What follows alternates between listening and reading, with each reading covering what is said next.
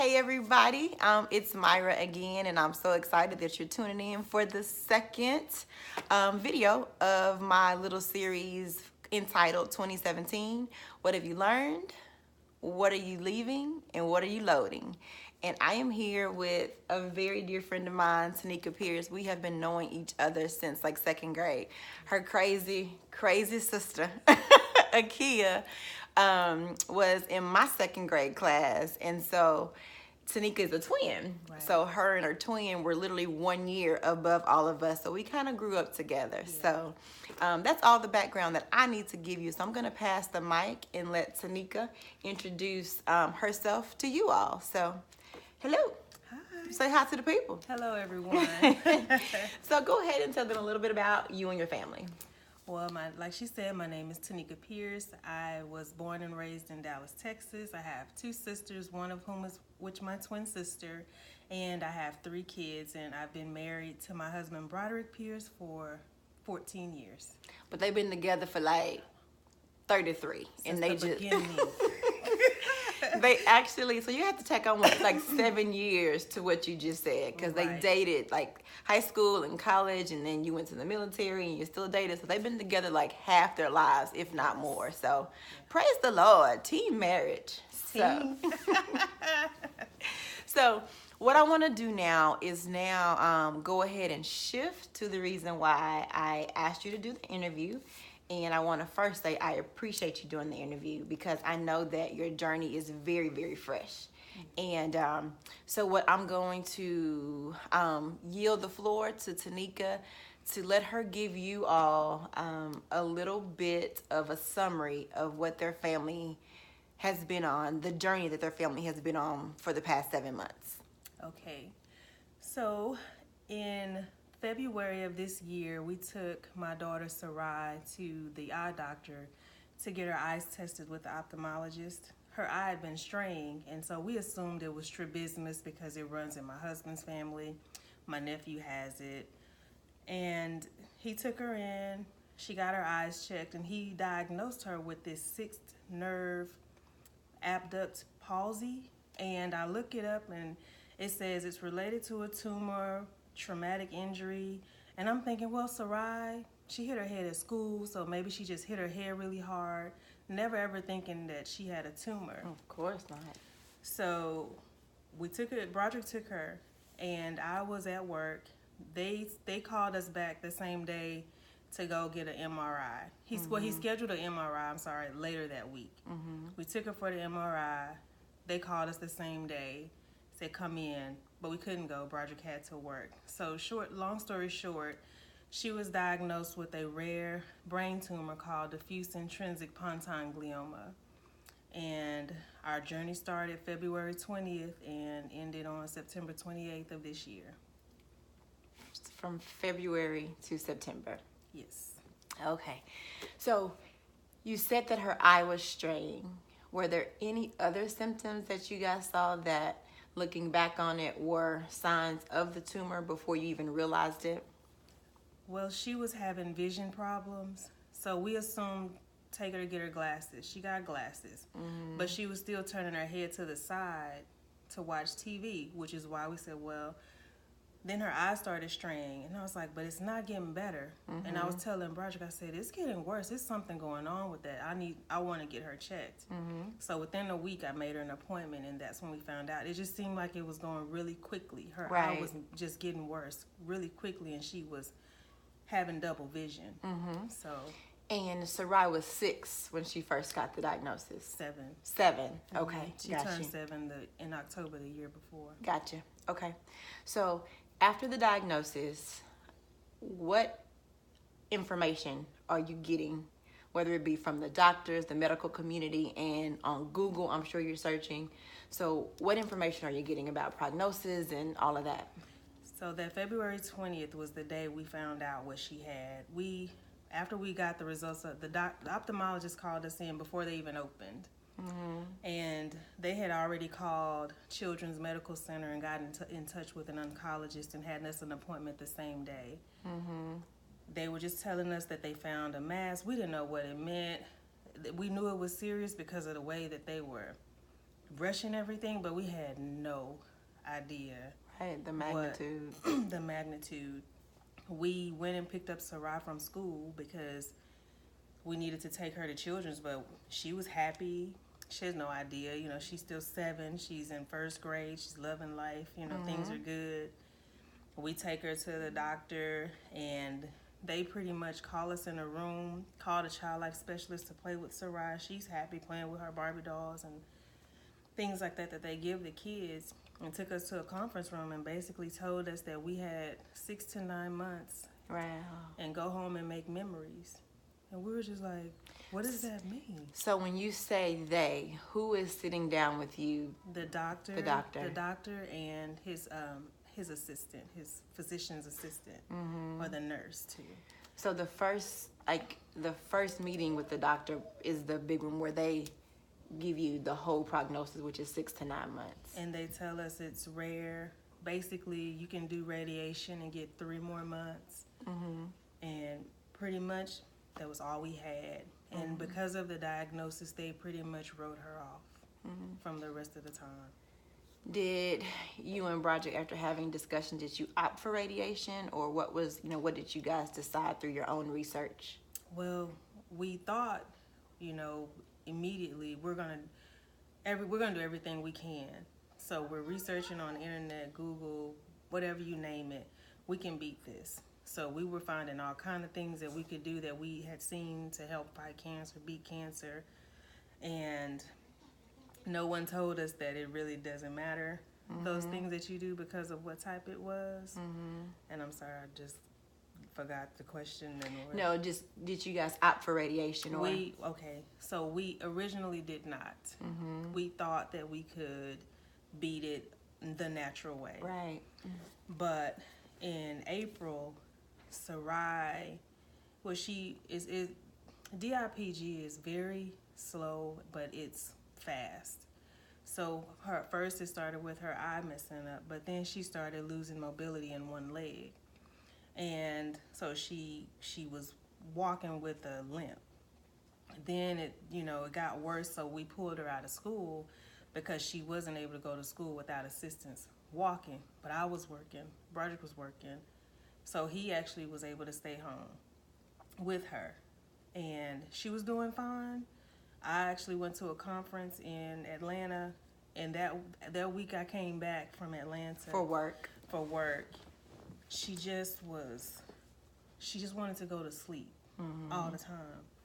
And I'm like, something is wrong with her. Something is wrong. Like, she would wake up and she's like, I just want to lay down, Mommy. I just want to lay down. And so I gave her a bath, and I stayed home one day. And I gave her a bath, and it was like she was in the bathtub, and she just could not wake up. And I said, oh my God, my child is dying. Like, she's dying right now. And I don't know what it is. But before that, we'd taken her to the doctor. We were telling the doctor the symptoms for her, and never once did he say it could be XYZ. So it had gotten so bad, and she was throwing up all the time, like profusely throwing up. Like, I don't even know, it was so bad sometimes. I was like, I didn't know what she had in her. It was just a lot of fluid, just green and orange, and she just couldn't stop. And then she was sleeping all the time. When she was up, she was throwing up. So we took her to the doctor on a Monday. We said, we'll do radiation, but we need to have an MRI to see what's going on. They scheduled an MRI on Wednesday. We went Wednesday to get the MRI, and they called us in, and they said, Sarai has fluid all on her brain, and if we don't go in right now to take it off, she pretty much could die right now. But it was so risky because she'd already been in anesthesia. She was already weak. She was already having difficulties waking up, and they were gonna put her back under again. And we had to go in. She had to have her hair shaved in the front and the back. They went in and removed the fluid and stuff like that, and then she came out and she was in ICU for 5 days. So it went from her being fine to, having a limp, to having fluid on her brain and having surgery and being in ICU.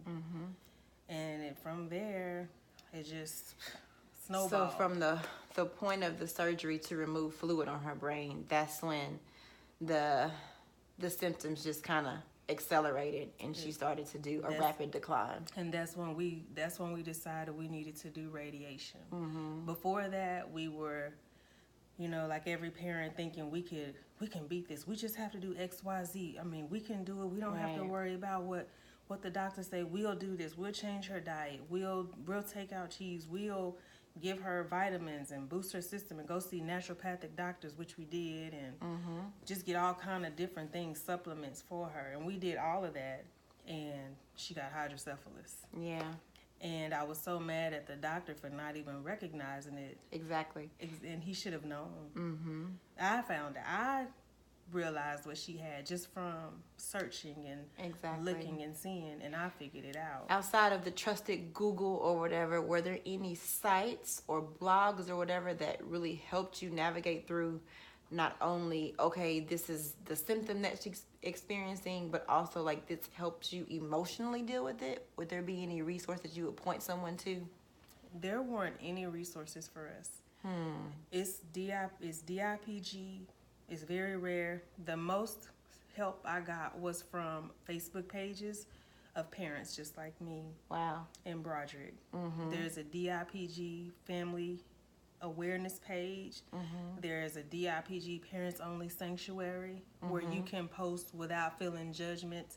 Exactly. Because the family and friends page is more public. But the DIPG parents only page is for us. People don't understand what you're going through unless you're going through it in the exact same way. Right. So that page was the most helpful for me going through it. And then I found other sites later through that page. Gotcha. So something you said, which I completely understand, that unless you're going through it, you just don't know. And I know that for us that we see you going through it, but don't know how to help. Sometimes we just want to do something. So I'm going to give you two questions in one. What was the most helpful thing that a friend or a family did for you? And what was the least helpful thing that that it came from a good place, but it just didn't help? And I think that this would help us as we see people going through tough situations to kind of sometimes know if you don't know what to say, sometimes don't say it, or just kind of ask them what they need and don't impose. So just to restate the question, what is the best thing that someone did for you that helped, and what was the least helpful? I would say the best thing that people did for us was just step in and we didn't have to ask. Like, for instance, you did a lot by providing us a meal every Thursday.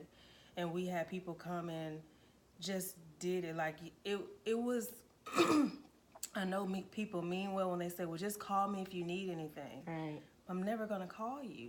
I don't want to impose on you. Exactly. I already have my child, and I can't think of something to give you to help me with. I'm sure there's something that you can help me with, but I can't think about that. Like, I know you want to help me, but I think that is so important what you just said, that you physically cannot process what I need, because not only is everything happening so fast, you're in such a high emotional state that you're not thinking. And I don't want to call you over to clean my house when my house is a mess. I'm embarrassed that my house is a mess, and you want to help me clean it, but I don't want you to do that because I don't want you to see my house is a mess. Right. So you're just not going to do it. So I'm not going to ask you to do it. But so the most helpful thing is when people just said, hey, I'm coming over, what do you need? Or I'm coming over with a plate. Right. And one of Sarai's teachers was really instrumental. Like, she's just like, hey, you need to tell me something right now. I'm not going to stop till you tell me, do you need toilet paper? Do you need paper towels? And finally, I was like, I just need some mayonnaise and ketchup. And she came in with ketchup and like 5 different bottles of, I said, I didn't know if you wanted this kind.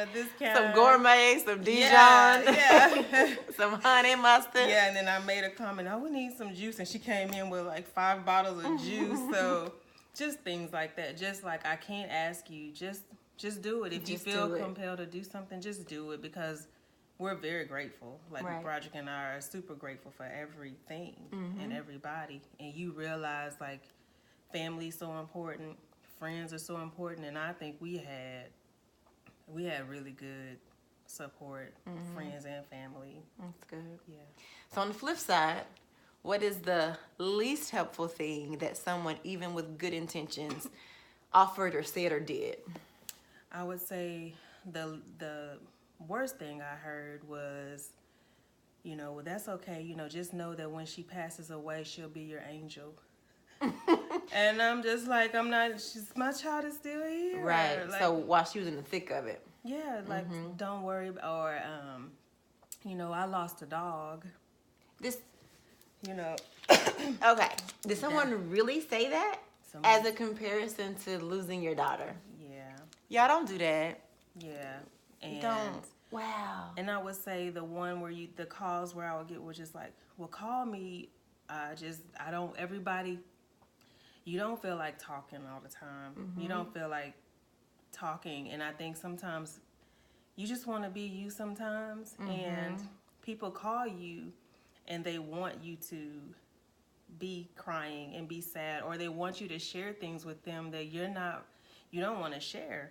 It's just not that space, or you don't want to go there right now. Exactly. Sometimes it's just call me and tell me your life. Like, I want you to tell me what you got going. I want to hear about your kids. I love talking about Sarai and I love talking about my kids, but I want to hear what you have going on. I want to get away in my mind a little bit sometimes. Right. So you kind of give us permission to provide you some normalcy. Yes. And we have to realize that it's not being insensitive, because I think that sometimes we think that maybe it's insensitive to talk about my child who's doing fine, but you're saying for you personally, you needed that. I love to hear about other kids doing great. I would do. You would do it anyway. Like, I didn't want people to change what they would talk about with me because they thought I would feel a certain way. I don't want people to not ask me about Sarai now because they think I feel a certain way. It's the only time I get to talk about her is if you ask me about her. So I don't mind. And I don't mind talking about my other kids or our journey or what we went through. But while we were going through it, I would, for example, I had a coworker at work, and I specifically said, and this was just one of the times where I was going to work. I was trying to go like once a week, and it was the only time that I could do something else. And I specifically said, I don't want to talk about Sarai anymore right now. And she continued to pester me about what have her friends come by. What about her friends? Have you thought about this? And have you thought about that? And I felt like she didn't respect what I was trying to do and say. Yeah. So, So and maybe it's just cues. Do you think that, like, if people have good enough social awareness that in talking to you in the first few moments of a conversation, they will kind of know, like, do I need to bring it up or not? Like, do you feel that it's easy to ascertain if this is a moment to talk about it or not, or what do you think?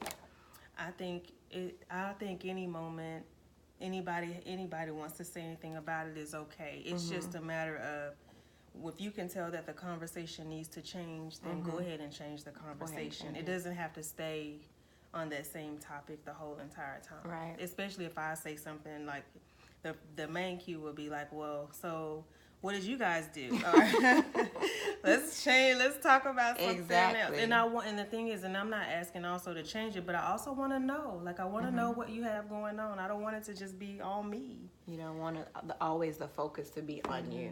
Because I feel it. I feel the pity looks. And I already feel sad. And then, you see somebody else and they haven't seen you, and the first thing they want to do is start crying, and you're like, I was just having a good day today. Like, now you're making me go back, and I'm trying to go forward. Yeah, it's like, it's almost unfair for us to put our sadness in the moment on you when your life is full of those moments, It never leaves. And that's the thing, like, it'll always be happy, sad. It'll never be just I mean, but the thing is, I have happy moments. My family, we have happy times. But now that Sarai's not with us, it's always going to be a happy, sad, Right. period. And it's nothing that anybody can do or say to change it. It's just how it's going to be, Right. you know. So, I would say that I've learned for me personally, the hardest the stage of parenting has been teenage stage. Jesus help me. But we all parent our children at different stages, the toddler stage, the teenage Right. stage. But you have a unique experience of parenting a child as they transition from health to being with God. And that for you was stages of her losing her mobility, not being able to feed herself at one point, Right. and then not being able to talk or communicate. Right. So tell us about how you and Broderick parented Sarai through that process. It was difficult. I'll tell you, people say, well, how are you so strong now? And I say, we grieved her.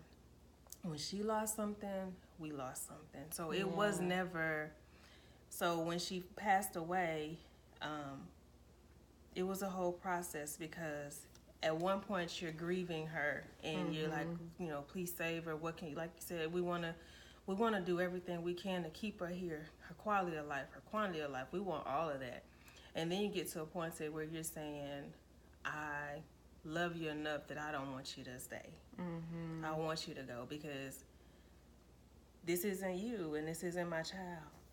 And I don't want you to be here, you know. And then they pass and you're like, man, I wish they were still here. Right. Even if you couldn't do those things, you'd be like, I'll take that.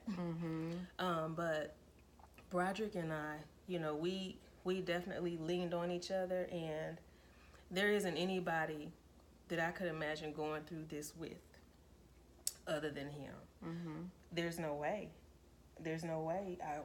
He says the same thing and I say the same thing.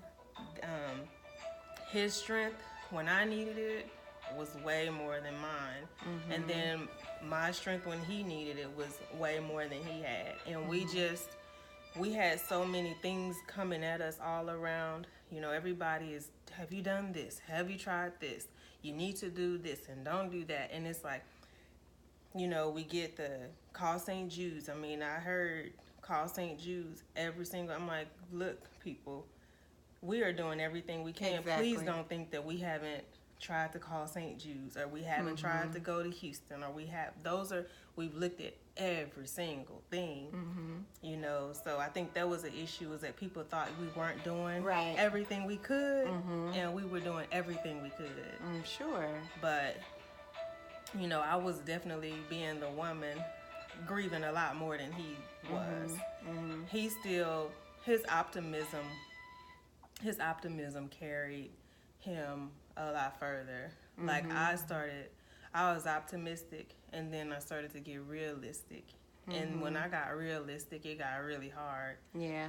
And I had to pull on his optimism. And my mom and his mom and my sisters and my dad, you know, and I would tell them, like, you guys, you need to talk to her and let her know. And they were just like, we can't do that, you know. And I wish I had been more like that at certain times, but at the same time, I was like, you know, I can't be in denial about her staying, because she's not.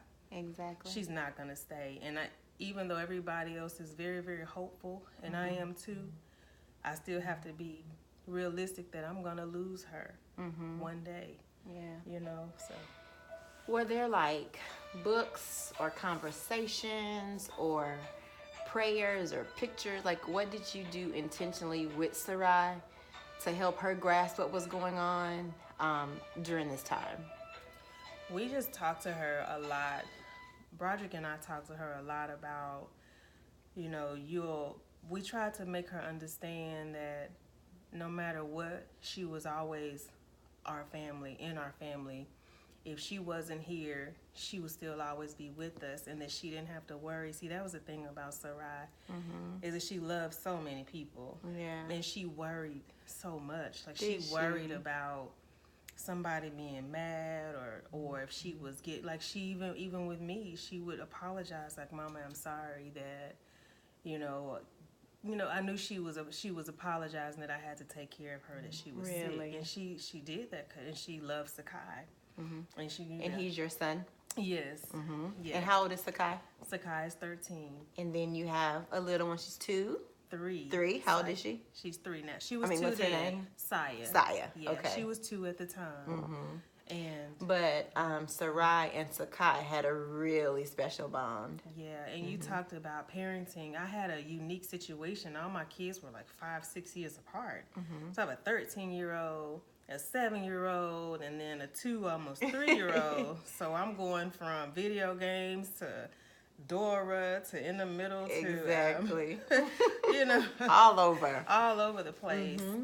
And just with him in the journey, Sakai is such a good child. Like, he's very mature for his age, and it makes me sad that he had to go through losing his sister. No 13-year-old should have to deal with that. And he does, teenagers don't talk. And I think the best thing you can do with somebody like that's 13 or teenagers is you have to lead the conversation. You have to ask the questions, because like I said, I'm not going to ask. They're not going to say, hey, today I'm missing my sister. I have to ask him. And there was a lot of nights he said he cried every night, and I didn't know that. I mean, I knew he felt a certain way, but he was her rock. Like, he did everything for her. I have videos of him dancing and making her laugh and smile, and he, getting her to talk. When she decided back in June, when we came back from our Make-A-Wish trip in Disney World, while we were there, it was so hard for her to communicate with us being able to understand everything. That she just said, I'm not gonna talk anymore. Really? So she decided not to. And that was her choice, because she didn't want to do it. And you said that Sakai, we came back when she got back because our Make-A-Wish trip was cut short because she got sick again. Oh wow, I didn't know that. And we came back early and went to the hospital. And during the trip she decided not to talk, but when she got home from the hospital, her and Kia, my sister, Crazy Kia, had planned this birthday party for Sarai that I apparently wasn't invited to, but everybody was coming to this house. All her cousins, her grandmother, aunts. I was like, where am I? Party at your house and you don't know about it. Didn't know about it. Crazy Kia. Yeah, so she was going to have a mermaid pinata, 3 different types of pinatas. They were going to have nachos and pizza, and they were going to have a slumber party and spend the night. I said, all these kids in my house? So, but it was one of the best days for Sarai. Like, awesome. That was when she spoke. Sakai got her to talk. She was happy. She was smiling. And my sister-in-law, who I love dearly, she was also super instrumental. She lost her father. And I think when you've lost someone that you love a lot, you know how to help other people that are going through the loss of something. So she took me out to the movies, and so all this was going on in my house. Right. But I was able to get out, and that was the first time I had gotten out in a long time. So those were 2 examples of how, what you spoke about earlier, that people just said, I'm going to step in and just do it, So, all right. So you spoke about you and Broderick and about how both of you have said we can only do this together. Just any advice for couples who are going through situations like this or any kind of grief, how to stay one and not to let an incident such as this bring them apart? I think when you go through something like this, you don't even have an option but to stay one. There's some hard times in there, and we talked a lot about, fortunately, we had the same idea of what we wanted for Sarai. And we were able to come together and talk about those things, about what we wanted for her. Like when we got to her celebration of life, like what we specifically we wanted to do. And just going through it, don't judge your spouse's grief. I grieved, I cried a lot. I lost a lot of weight. I wasn't eating, and just wasn't hungry. And people, it's just you can't judge it.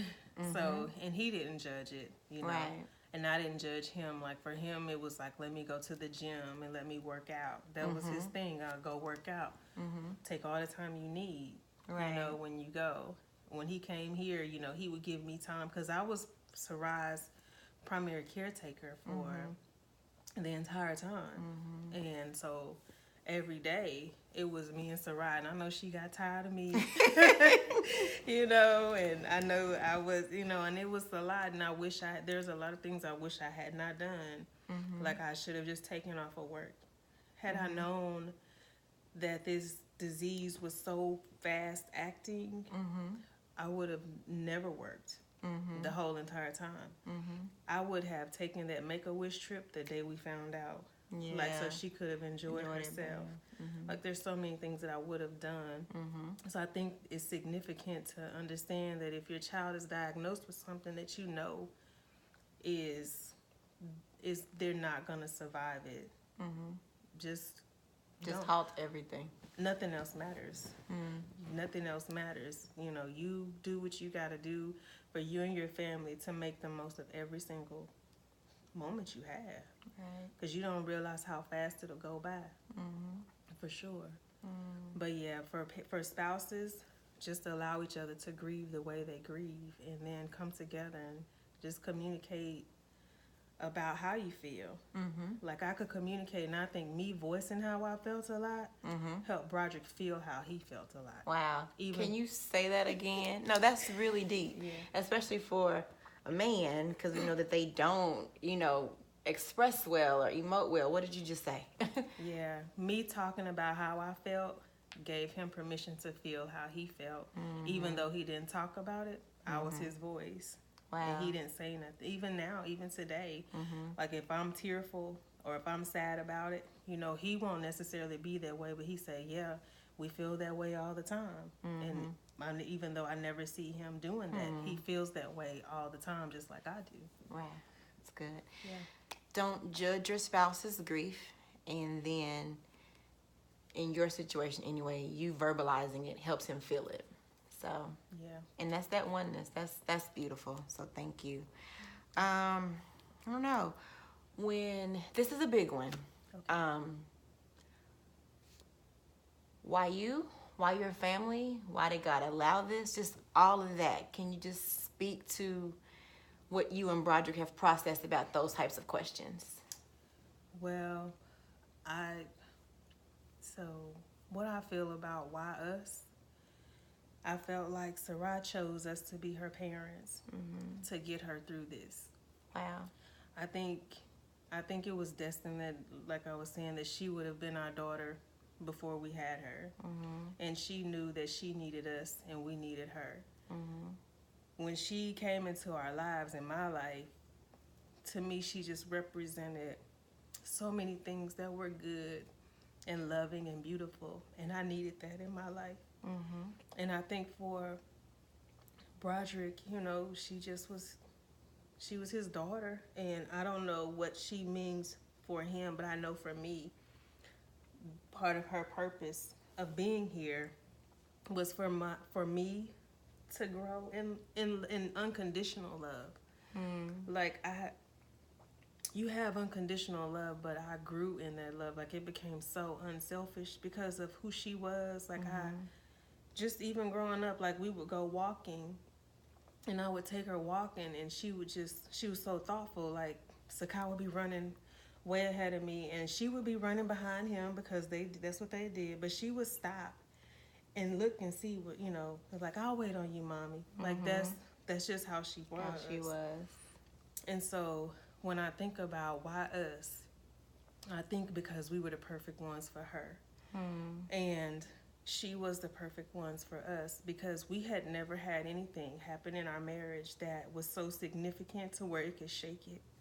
We had issues, you know, I don't like this, you don't like that, argue, get over it. But we never had anything like this. And I was just like, what is this? We've never had anybody suffer with cancer. Like, I didn't know what that meant. So all of this was new to us.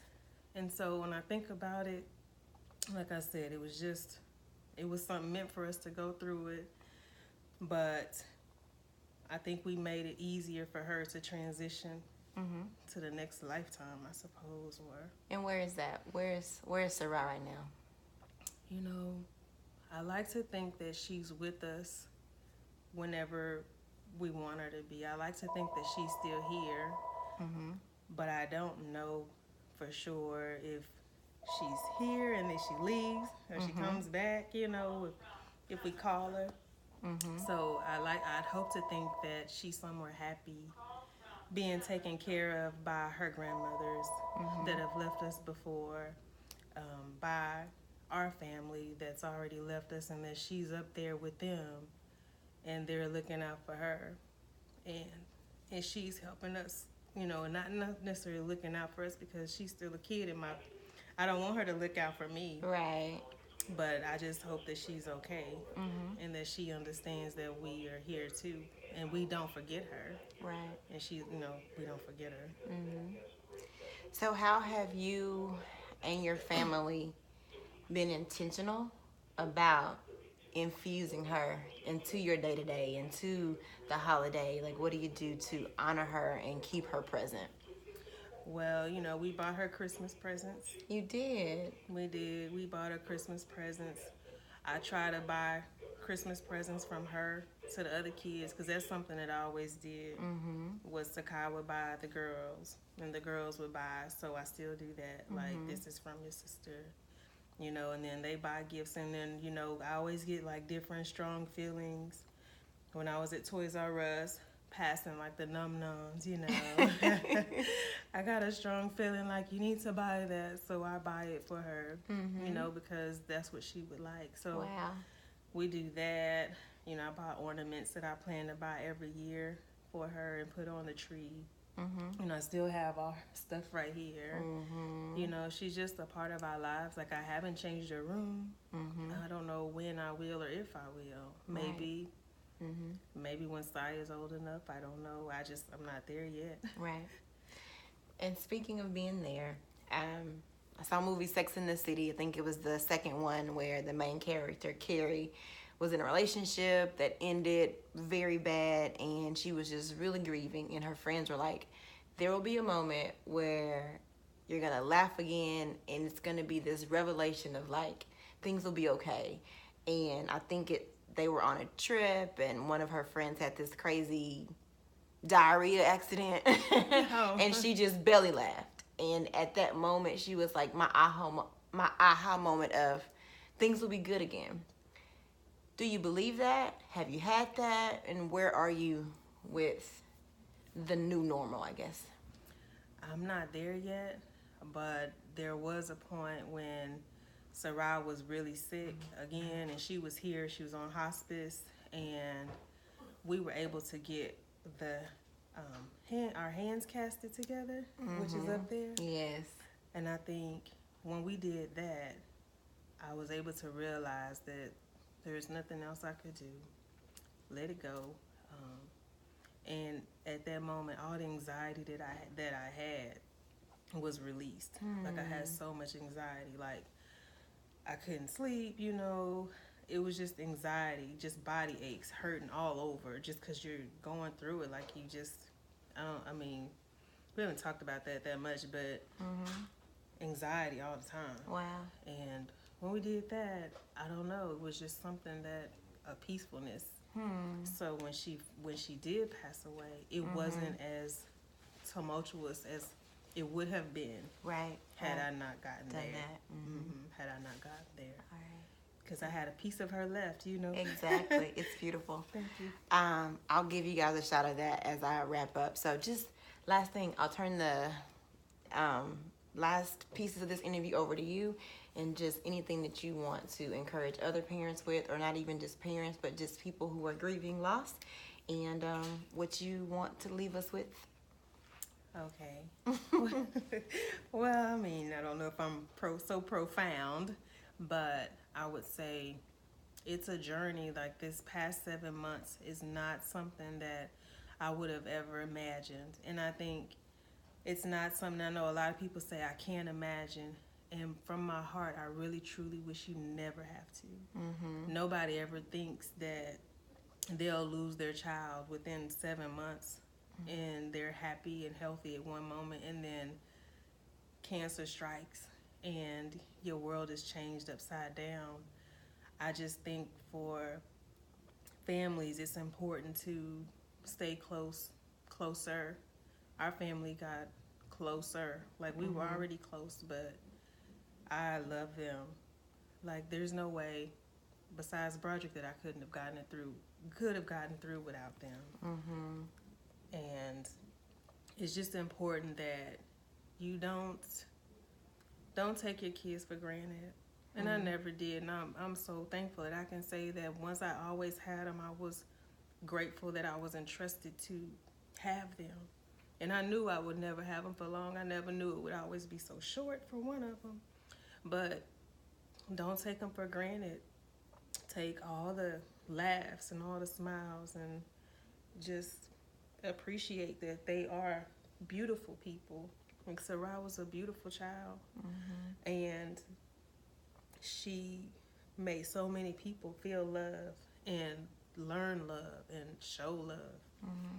So just take your spouses, love them, your kids, love them, and just know that at the end of the day, it's not, and I know people say that, but it's not about how much you spend or anything like that. Like, our most treasured moments are like vacations that we had, or just get-togethers for like New Year's Eve and Christmas and stuff like that. So it's not about money. It's just, I'm just thankful to know that we loved her while she was here. Right, and she knew that. Yeah, and she knew that.